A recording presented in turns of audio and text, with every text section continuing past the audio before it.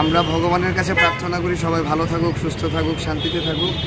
আমাদের গতকাল শুভ উদ্বোধন করেছেন আমাদের রাজ্যের সর্বকালের সর্বশ্রেষ্ঠ মুখ্যমন্ত্রী প্রফেসর ডক্টর মানিক সাহাজি এবং বৃন্দাবন থেকে আগত সেই বাচ্চা ছোট্ট প্রভুজি, ভগবত প্রভুজি।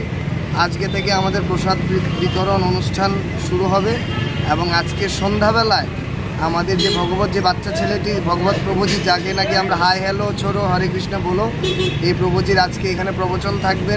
তারপরে ইস্কনের কীর্তন হবে আজকে, আগামীকালকে এবং পরশু দিনও বহিরাজ্য থেকে আগত আর্টিস্টের দ্বারা এখানে সাংস্কৃতিক সন্ধ্যা করা হবে এবং রোজ দিন আমাদের পরশু দিন পর্যন্ত, আজকে কালকে পরশু, আমরা তো 3 দিনের পুজো করি, তো 3 দিনই আমাদের প্রসাদ বিতরণের ব্যবস্থা রয়েছে।